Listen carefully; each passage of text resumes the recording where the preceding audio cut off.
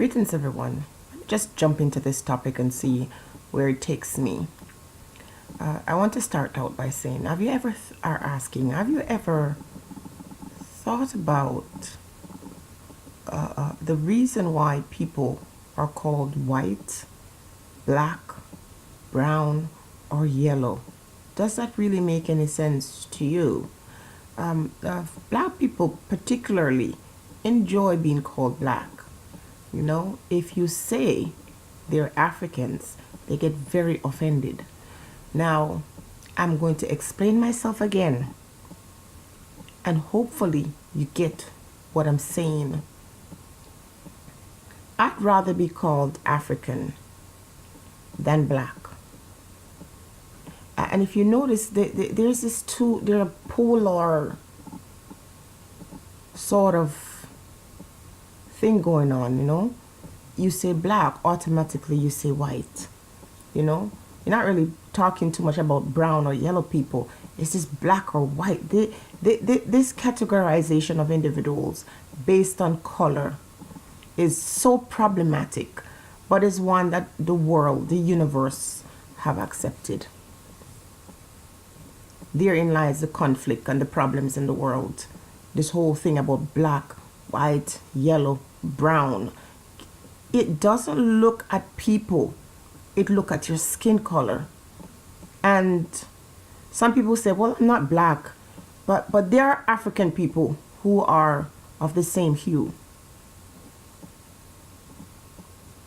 They're individuals. When you look at their skin, it would look like the color that people designate to the person. That is the problem. We've accepted that we are a color as opposed to a people. And because we see ourselves as a color, we're not looking for the character or characteristics of individuals that needs to be bolstered or needs to be improved. We're focusing on differences in terms of skin color. So when I speak of African, I'm speaking about what you call black. Those of you who are from Jamaica who don't understand it, who keep protesting that you're not African. The European,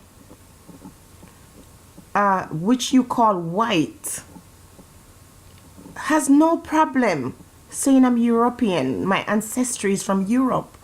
The Asian, whether it be East or, you know, Korean or Chinese or all these different groups, they tend not to be calling themselves the name of a color. They're not saying I'm yellow. They're saying I'm Korean, I'm Chinese, you know, I'm Japanese. They're not referring to themselves as a color. We are. Where did that come from? Where did that come from? So when I speak of white people, I'm going to make this very clear. In my opinion, folks who are content to demonstrate or tell you that they're white are often quite prejudiced. Europeans, on the other hand, is a whole different story. Or Caucasian as a grouping is a whole different story, because within every group, every race, there are people who are prejudiced, there are people who are kind and loving, people who are cruel. It has nothing to really do with just the color of one's skin.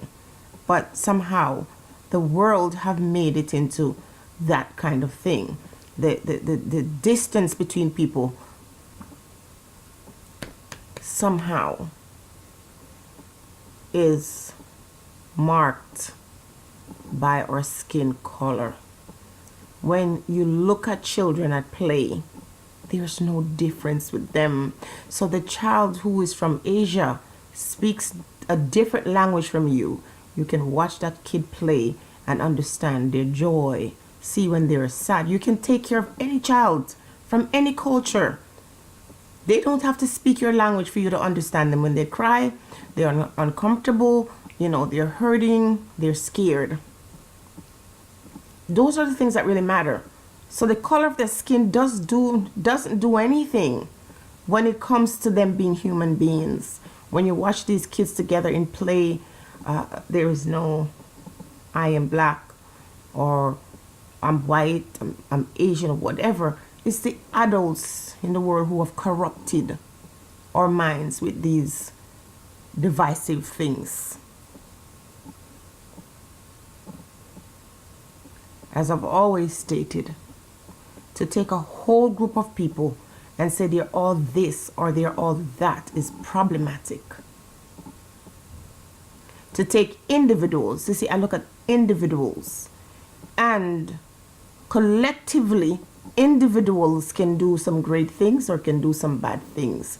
But within every group of people, you know, you have good and bad, if you can use those terms. Now this video is not just focusing on other folks, because what I want you to understand that every group has their own problems. We like to romanticize things. We like to say, yes, these groups are cohesive, they get together. No, they have their problems too. But the difference between them and African people is that we look for these minute things to harp on to keep us separated from each other. We don't know when to let go of petty things to do what is ultimately what is the best for our community. So, if I have a business, I don't know that it benefits me and my generation and everyone else down the road if we work together collectively, support each other. That doesn't mean you're not supporting other folks. But the importance, if you look at how other groups work together, they have their fights, they have their problems, they have competition, there's jealousy, there's envy, there's malice within every group. Every human being has these problems, but collectively they understand the value and the importance of working together. And sometimes in these different groups, they extend olive branch to others and invite you to be a part of their group and work together to benefit themselves and the other. So if you look at these athletes and you look at these sports clubs or whatever, they recognize talent, and these persons who own these sport clubs have enough sense to know that I have the funds, I have the capital. Same thing with music, same thing with the movie industry. I have the capital.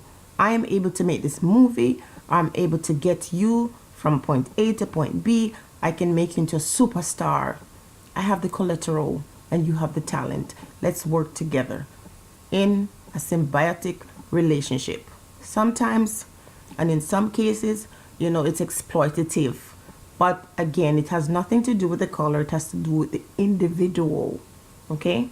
So let's set that aside for now. And let's take a look at the black struggle and the black situation, the circumstances surrounding African people. See, you accept black, but you won't accept Africans. So I refer to Europeans. White people, what you call white people, are Europeans. Okay? What you refer to as brown people, whatever people will say, East Indian or whatever, Aboriginal people or First Nation people, they're not color. They're a race of people, come from a certain part of the world. So in Africa, the majority of the persons who are born on the continent of Africa are what you call black. When I say African, I'm not talking about just people who are just born on the continent. I'm talking about a race of people they refer to as black. So if your skin is black, whether it be light skin or blue black, you are African. And no one else has any problem with being categorized or put into a particular group from which they belong, but black people do. Now here's the big question, the $1 million question. Why is it that Caribbean and African and North American black people feel like they're different? This division, this stain that we wear in our minds, in our hearts, you know, where did that come from? And is it possible to destroy that yoke? Because it's a yoke. You know, yesterday I made a video saying that there's a particular person I just don't like. I try to make myself like her, but I just don't. And, you know, lady tried to reason with me and say, just love, just love. But truthfully speaking, you're human beings. And though we have the ability to love, I don't think it's a natural and innate thing to just get up and love. The circumstances in people's lives sometimes move them away from love. And some people, and it doesn't matter what race or what class they come from, they're unlovable. And it would be in your best interest to love yourself more. Every person focusing on loving his or her own self will then learn how to love other people. People who are hateful sometimes hate themselves too. What is it about the Black American and Jamaican and the people who are born in Africa, on the continent of Africa? What is this? What is this about? Can't you see how destructive it really is to think that because I was born here and here and here, which are all black nation, all black places, you know, you're more inferior, I am more superior. Not understanding that the things, the struggles you face in life are very similar. You've got so much more in common. But what you need to look at when you've decided to say, oh, look at these dirty, you know, poor Jamaicans. Some of them are Black American friends or brethren. Do that a lot. Are you kidding me? Black America, do you think that you can look at Jamaicans and say, look at your filthy place where you come from, you're so poor? You've got to be kidding. The difference between you and the Jamaican, because most of you are the same. A lot of times men try to make their debate as to saying that they're better men than Jamaican men, and I'm thinking, how are you different? The same things they do there, you're doing there too. You know, prisons are filled with many Black Americans. Some are there innocently, some are there purposely, and some of them are very guilty, and some of them belong there, some of them should be free. Same story is true for Jamaica. You see, Black America, the only difference between you and Jamaicans is that you're born or you grew up in environments where there's more opportunities. And the thing is, even though there's so much opportunities in America, some of you have made no use of it. You still have some of the same people from the country that you look at and frown upon, you know, places in Africa where you say are backward. You're still talking that Africans are backward, and sometimes they come to the United States and run circles around you. Grab those opportunities. Some of the Africans, all the Africans that I've met have been academics. They have been brilliant. And they have seized the opportunity that they got in these parts. And they go back and build. Some Jamaicans do that.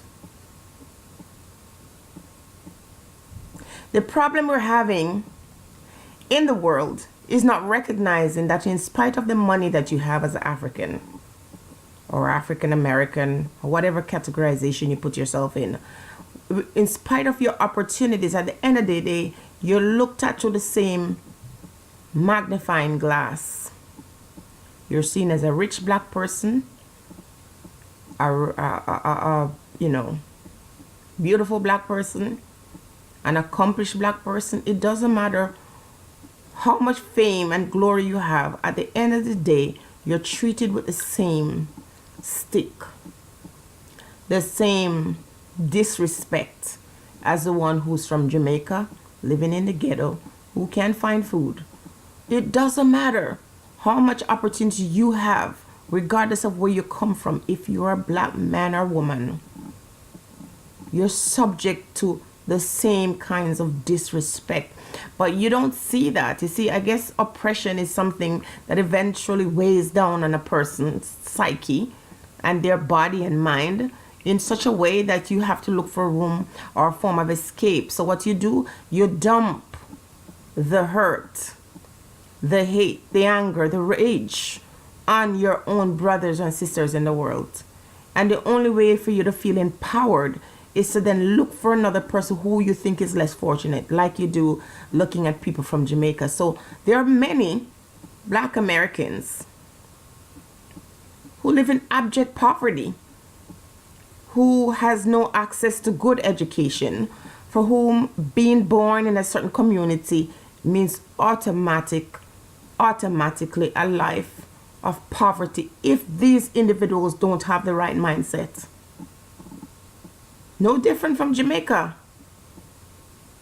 No different from different places in Africa where politicians have found ways how to, ingratiate themselves to monies or funds or resources that are supposed to benefit their people. They keep it for themselves. Some of the richest people in Africa, if you look at the history, if they're not politicians, their parents were. So I'm saying that it doesn't matter how much money you have or fame. At the end of the day, you are still seen. That's what we have in common. You're still seen as the N-word to many people who would never call you that. So I'm having the conversation here because I was speaking to a gentleman back and forth on that video that I did about Black American men. And, he wasn't very happy because of what I said. And I respect his feelings. Not going to take back that chat because I don't believe in apologizing for nothing, because it doesn't make any sense. You offend people, you offend them. You can go and say I'm sorry and still feel the same way. You can change your behavior, change your action. You see, my thing is I don't watch too much about what people say. What people say can infuriate me. Don't get me wrong, it can infuriate me. But I don't just watch what they say. I also watch what they do.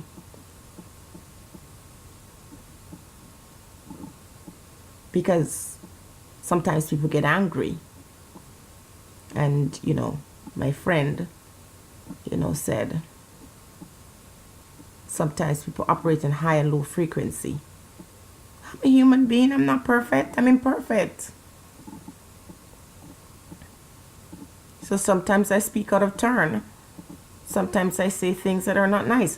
What I want to say to people, I ask you kindly, is to stop putting so much pressure on other human beings to be what you want them to be. Allow them to be human beings. So they say things that are out of order. Hopefully they learn from that. There are videos that I've done that I'm not proud of. I'm angry and I do the video, and when I think about it afterwards, I'm like, that was not the best. But it's done. Others might not let it go. They might not forgive me for it. But I've forgiven myself. I've moved on. I am not just concerned about what I said last year, 2 years ago. I'm concerned about how I live my life today, how I deal with people, how I treat people. How I treat people when I meet them, that is what matters. In the moment of anger or rage, I can say things, but that does not define me. When the African man or woman on every part of this globe understand that you're the same people, whether you want to deny it or not, you're not different. Your money doesn't make you different. Your skin color doesn't make, or shade doesn't make you different. Your exposure or the fact that you live in some remote part of the world does not make you more inferior or superior. Until we understand that, until we get it out of our head when we keep saying all these other group of people are perfect together and that they are having this beautiful relationship. It's not true. There's jealousy in people, in mankind. People are going to be jealous of each other. People are going to be competing with each other. People are always going to, hurt each other. It's just the nature of mankind. But the important thing is they know when to set aside their differences in order to build together. That's what we lack. So we focus on the fact that I have locks and you got weaves. Focus on the fact that you're married and this one is single. Focus on the fact that you have a child and I don't have a child. And somehow you manage to look at these trivial things, those superficial things, these low frequency things, and determine how we treat each other. and decide within ourselves that it's okay to abandon each other. Another thing that is affecting us is because we do not revere our ancestors, the people of our past. We forget their contributions to our freedom. We forgot the sacrifices that they have made in the past. We do not value them. Therefore, we will always be at odds with each other. We don't see a collective struggle. We don't understand how coming together, uniting together to build. So you'll find people who are into charity, for example. I'm doing my thing over here and you're doing your thing over there. You can all do your separate things.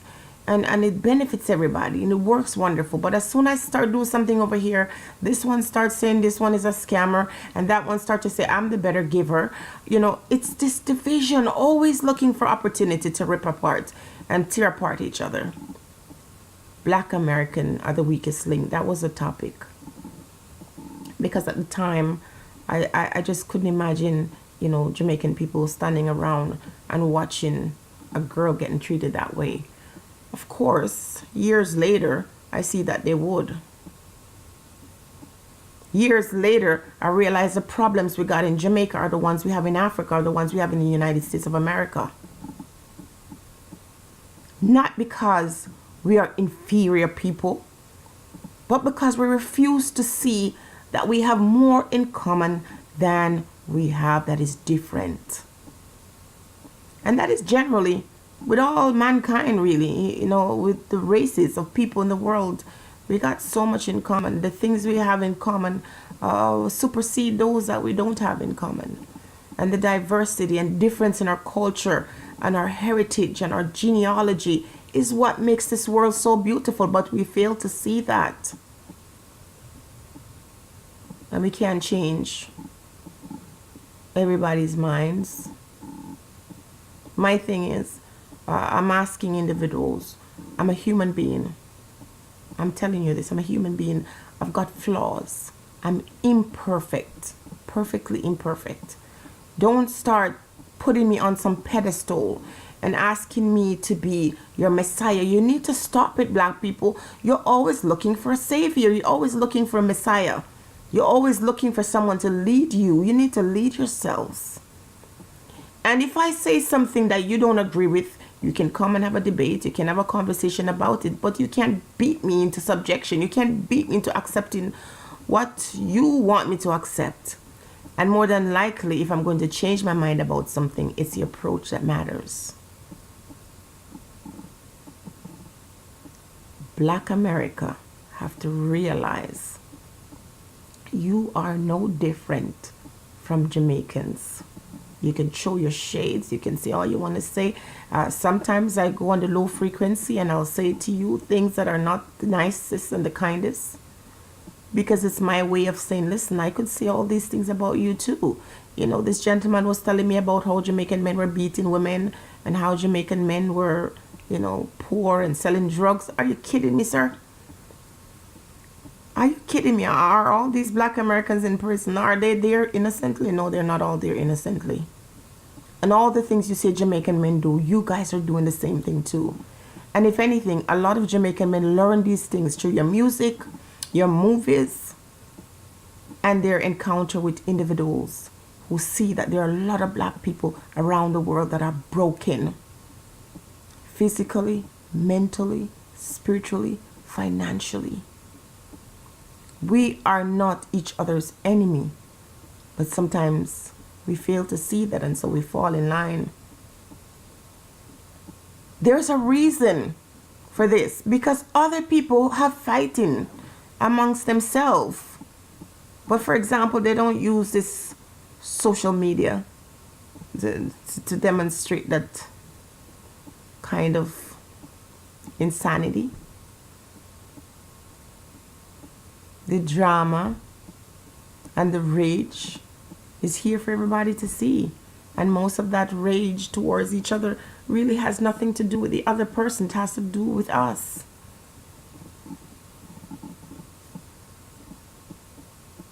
Going through our own struggles, our own individual struggles to understand ourselves, to deal with stress in our own lives. We make it seem like it's about the other black person when really deep down, if you look closely, it's about you.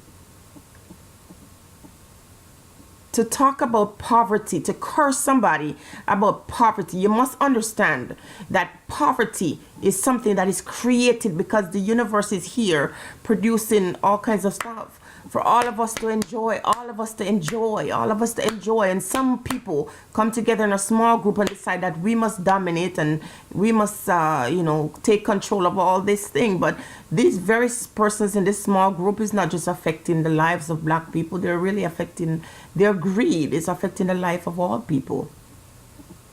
But some people are privileged and they have access to certain opportunities that are denied to some people. It's like saying to somebody, look at it, you're sick, you're a sick person, you're dying. You think you can curse somebody that you're ill and they're dying? That is something that you feel like, how does that make you feel? And it happens a lot. Somebody will curse you because you're sick. Somebody will curse you and insult you because you have a mental health problem. Somebody will curse you because, a man violates you and, your parent abuse you. And these are all painful situations. People who are broken will use those to make themselves feel better about themselves. Poverty is not something for you to mock somebody about. It is not their fault that they grow in environments where there are no opportunities, where people actually put more burdens upon them to prevent them from having access to liberty, freedom, rights. It would be tantamount to me saying, well, look at, and I do. Sometimes when I'm upset, I feel like I have to remind you, look at it. You've got no power in the big house that you're bragging about. Because somebody who's racist are going to look at you. They don't care that you're in you're the great USA. When they're shooting you down on the street, when they're abusing you, when they're taking privileges away from you, when they're silencing you, they don't care that you live in that big, beautiful country, big, wealthy place. So how is it then you feel like your privileges that you have make you more superior to the other person who has the same skin color as you? See, this is why I said there are times when you could be in a situation, a desperate situation, and you go in front of a black person who has the opportunity to change your circumstance, and the person does not. They use their power, the little power that they perceive to have, and they will deny you that thing that would save your life. And then the other person who happens to be from another race will look at you and feel empathy towards you. So when you have that experience with your own people doing horrible things to you, you tend to draw close to another race of people. Because you're saying, if my own people are doing me this thing, if my own people are treating me so badly, I might as well just go stick with my own, with someone else from another group. So because we are in the struggle together, doesn't mean that the people who are in the struggle together will like you or will open doors for you or will support you. It's just what it is. I still don't have my finger on the pulse to say this is exactly what it is. And I do understand history have a lot to do with the way we are, the way we are believing, but I think we have autonomy and we can change a lot of our circumstances. We can change, just like the one who lived, in poverty, abject poverty, gains access or opportunity and changes that situation and never accept defeat, never accept failure, never make excuses for his or herself. They just learn and grow. So the moment we start looking at the other as more inferior, that we have erred, kind of fall in the same line. I do, sometimes out of rage. But we all at some point contribute to the divide that exists between us as black people. And it isn't just outsiders or other persons just doing things to us. We are actively doing things to each other every day. And the way we see each other, prejudiced or not, the way we see each other every day, that is really pretty much what is dividing us. Because it's not about what other people are doing to us, it's what we're doing to each other and what we're doing to ourselves. If your skin is of this shade, lighter or darker, and your ancestors come from the continent of Africa, you're African.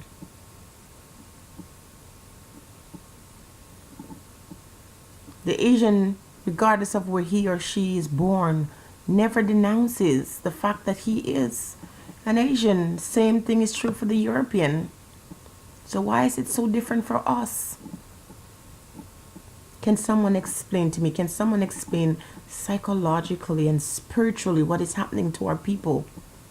And spiritually, what do you think has caused us to be the pariah in the world, where everybody, not every single individual person, but every group of persons in the world feel they are more superior to us? It's almost like they're saying, I'm glad I'm not you.